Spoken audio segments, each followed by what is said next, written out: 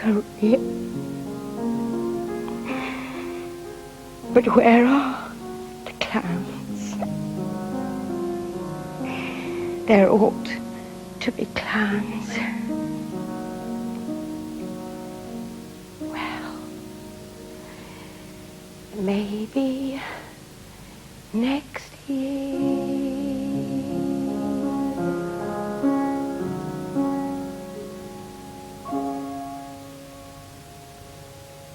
Shan't do it like that at all.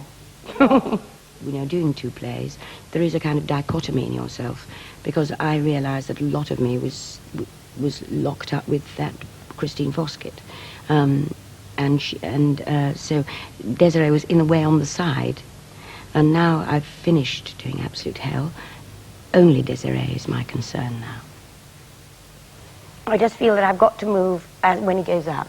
Yes, I didn't mind that so much. It's just whatever works best. What do you think? She's at a stage when she's looking back at her life and realising that she hasn't made a coherent whole of it, that she's made a bit of a mess of it, and realising perhaps that she ought to make a home for her daughter. Quite ruthless. And a lot of other things. I don't know what they are yet. I loved the breakdown. I thought that was beautiful. Oh, well, because it cost her so much. I know, but It's cost her so much. And if she's lost him, the only life she's got is back on the road. That is it. With many lovers. True. There's no alternative. It's the thing of the actor wanting to have an ordinary life, isn't it? Should they perhaps think that's the end of the song? When he goes, yes. Yes. I'll do that better. Yes. Right. Michael once said to me, you can't ever be greater on the stage than you are as a person. And I said, I don't believe that. I don't believe it. I absolutely believe it now. Because the boundary the stop date you put on compassion or anger or all those things, I mean, that is nevertheless a constricting thing. Therefore, the more experience, the more you can experience, and the more you can push the oh God, I'm so bad at explaining this, but the more you can push the goalposts, the better the game. A fine romance with no kisses. In 1981, Dench extended the boundaries of her career by acting in a television comedy series, A Fine Romance. Not only did she sing the title song, she starred with her husband, Michael Williams. We played those characters as two people who couldn't really get it together. Well, we got it together in 1971. And we revel in one another's company. On occasions, you know, a leading actress will might upstage you, you know. Oh, and charming. And theatrical manners being what they are, you don't particularly say anything, you know. But when Jude does it, I say, just a minute, Jude, come on, get downstage a bit. Do you recognise any of this? You don't recognise it? Not at all, no. No, but we have a lot of shortcuts too, because of the business, because of knowing each other so well. We are able to shortcut something. Yeah, we can tie in a line without looking at one another, actually. Yeah, same sense of humour, I think.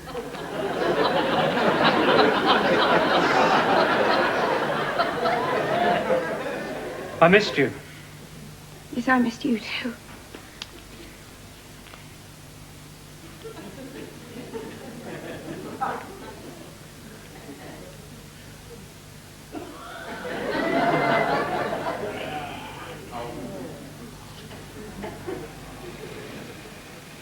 Dench has continued her television work and currently stars in the situation comedy As Time Goes By.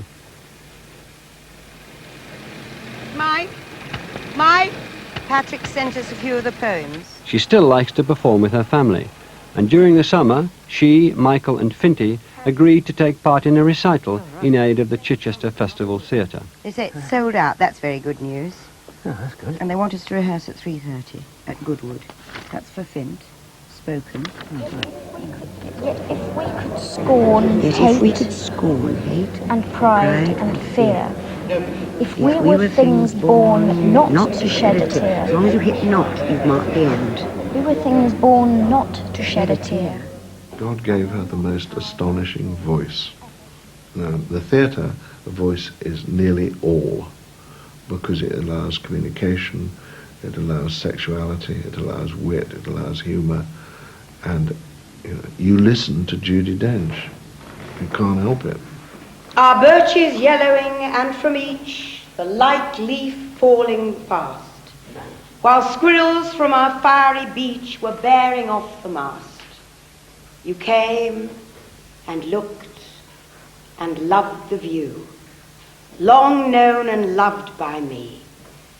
Green Sussex fading into blue, with one grey glimpse of sea. Her greatest strength is just her inner truth. It seems no matter what she tries to do in rehearsal, no matter which direction she tries to play something, you can't say to her, I didn't believe that. Don't you love far? My fault, I fear. I thought that you'd want what I want. Sorry, my dear. But where are the clowns? Quick, send in the clowns. Don't bother, they're here. Innately knowing as much as she knows, I sometimes fear can be a block to getting to the deeper stuff. But then, because she always has this emotional truth, I'm confounded by her. Please, try to forgive me. She just understands the language of theatre. Isn't it rich? Isn't it queer? Losing my time in this late in my career. I have to try lots and lots of things, make a lot of mistakes, but then somehow get things out of your system to think, no, that's not true to that person. This time it was almost like you came up to him. It was a bit more confrontational, this one. You came towards him and said, well, come on, isn't it rich? What's your response then, mate? And he said, I gotta be going. ta-ra, and went. Is that better or not? No, I so thought that good? was slightly worse. Right. I thought it was slightly more vulgar. Right. More God forbid. God forbid. Vulgar's not quite the right word, but just pushy. So it's better if I just stay here. Okay. Right? Is it the director always you're relying on there, then? Yes. Yes, entirely. Some people can do without a director. Well, what if the director says, let's say you've tried 6 ways, and the director says, well, number 4 is the best way, and you think to yourself, well, I thought number 5 was better. Well, it's never one entire way, is it? It's bits of things. It's bits of things that they say, be more aware of something. But Peter Hall said something invaluable to me when I played Cleopatra. And he said, because I was very, very frightened indeed about that, and he said to me, 2 things he said. He said, don't think that you've got to come on in the first scene and play every facet of her. He said, all you've got to do is to play a little bit of her. And then, gradually, as the scenes go through, you add a little bit more. And at the very end, you might have the whole person. Guess at her years, I prithee. Madam, she was a widow. Widow, Charmian Hogg. And I do think she's 30.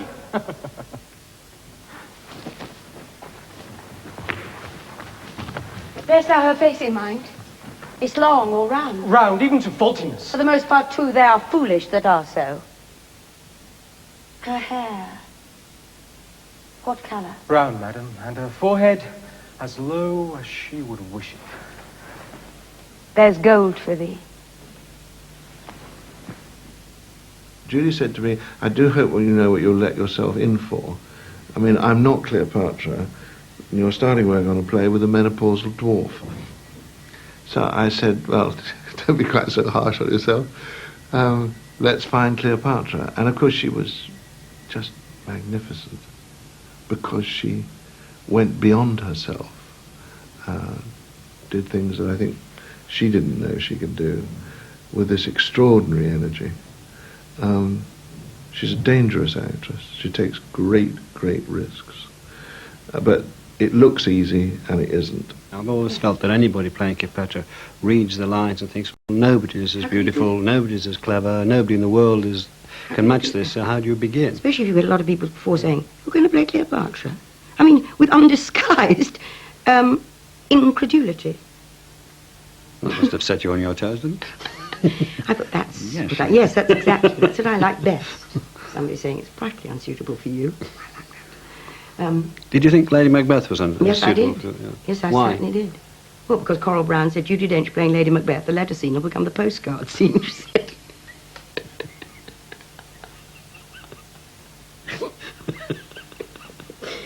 Oh, dear. But, So that gave you a lot of encouragement. yes, but, you know, something to get over. Yeah. Here's the smell of the blood. Still! All the perfumes of Arabia will not sweeten this little hand.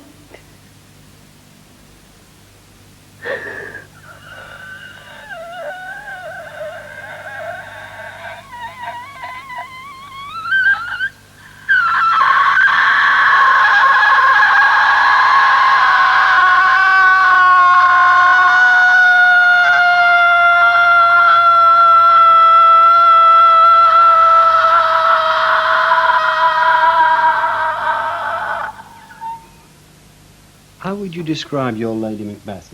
Now, looking back at it, you'd say... I don't know, when I saw the telly, we all went to Trevor's to see the telly, and I was so shocked by it. Why? I was terribly disappointed. Because I thought I can't have played it. I was really, really shocked by it. And I actually don't watch myself since then. Since that particular... Yes. Really? What shocked you? Well, I thought I was doing something better than that. And it didn't appear to me that I was. You very strongly took against it. Not only took against it, but don't see yourself on television? No. In any drama since? Well, I haven't seen any film I've ever done. Haven't seen A Room with a View or A Handful of Dust or anything. I'm going to go and see Goldeneye, though. You don't like me, Bond. You don't like my methods. You think I'm an accountant. A bean counter, more interested in my numbers and your instincts. The thought had occurred to me. Good. Because I think you're a sexist, misogynist dinosaur. A relic of the Cold War. Whose boyish charms, though wasted on me, obviously appeal to that young woman I sent out to evaluate you. Point taken. Not quite 007. If you think for one moment I don't have the balls to send a man out to die, your instincts are dead wrong. Does it worry you, or do you just think, well, there you go? What do you mean about... The movies, about cinema. I mean, because you've done... Does it worry me that I haven't? Well, that you haven't done more. You've done quite a lot, actually. Oh, no, it doesn't worry me in the slightest. Really? Oh, no. Oh, no, it doesn't worry me. No, because I love the theatre best. And then I like television. And last I like the movies.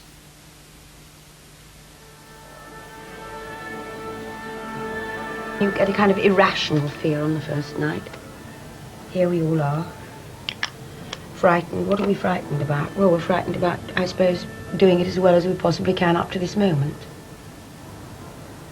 People are going to look at you if you're in a play, if you've done 38 years of theatre.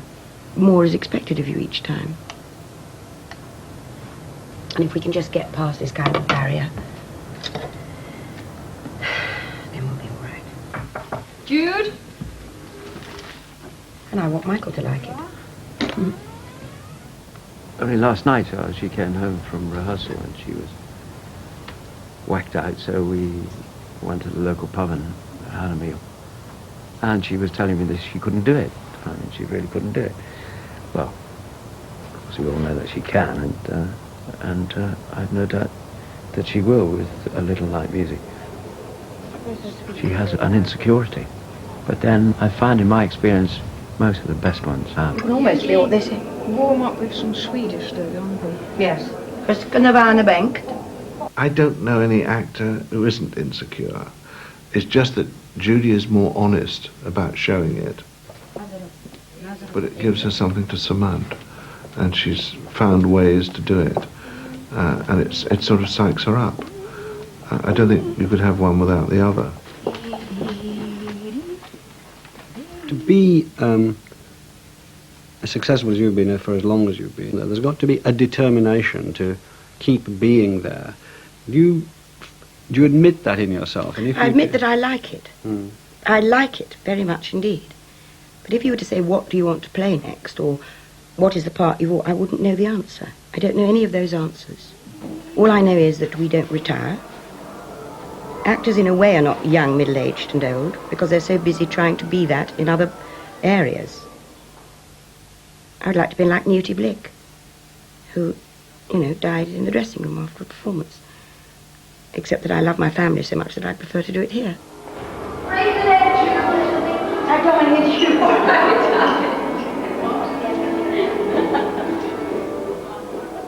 I remember John Neville saying to me at the Vic, you must make up your mind about why you want to act.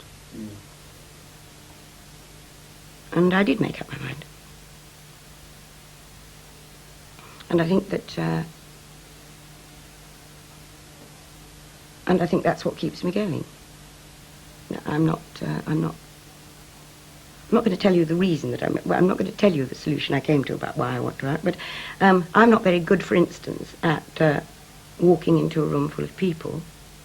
I can do it if Michael's with me, even if I know them very well.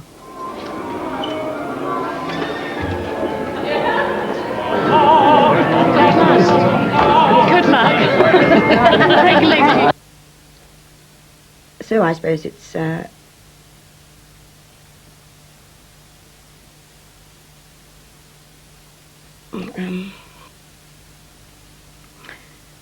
suppose it's a way of communicating with people. When my eyes are open and I look at you, I see a woman I have loved for many years, who entranced me all over again when I came to her rooms, who gives me such genuine pleasure that in spite of myself I came here for the sheer delight of being with her again. A woman who could rescue me. Of course. Oh.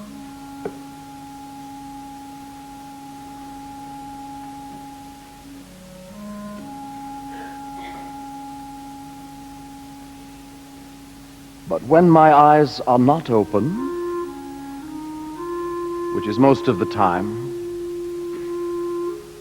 all I can see is a girl in a pink dress teasing a canary, running through a sunlit garden to hug me at the gate as if I'd come home from Timbuktu instead of the municipal courthouse 3 streets away.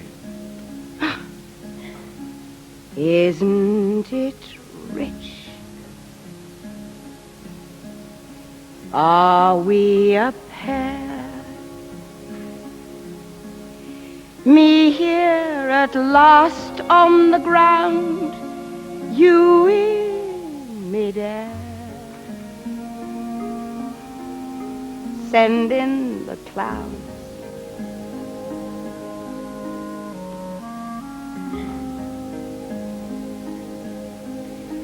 Isn't it bliss?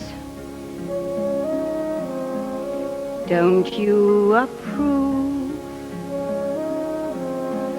One who keeps tearing around, one who can't move. And where are the clowns? Send in the clowns. Just when I stop opening doors, finally knowing the one that I wanted was yours,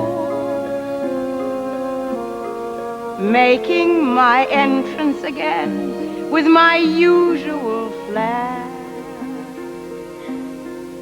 sure of my lines,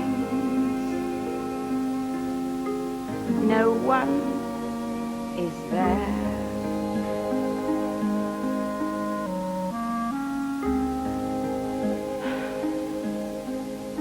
Don't you love fast? My fault, I fear.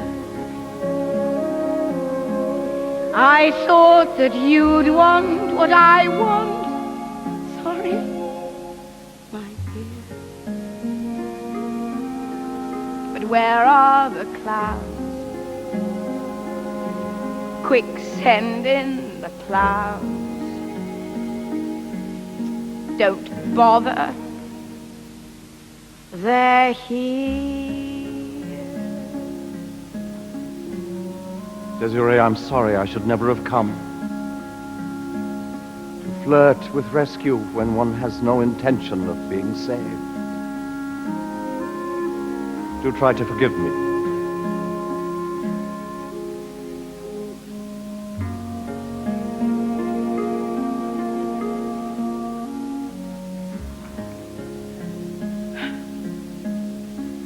Isn't it rich?